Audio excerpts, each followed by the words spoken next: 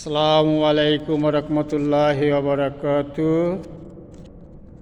আখিরাতের সেরা আমল সঞ্চয়।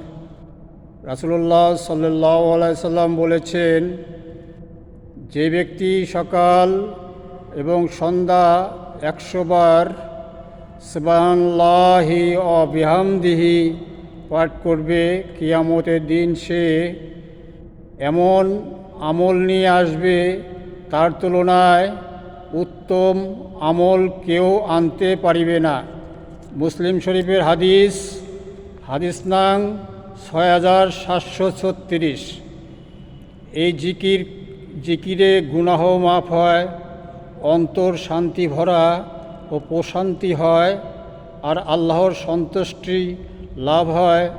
প্রতিদিন মাত্র কয়েক মিনিট সময় নিয়ে সকাল সন্ধ্যা এই জিকির করুন, ইনশাল্লাহ আখিরাতে পাবেন অমূল্য সঞ্চয়।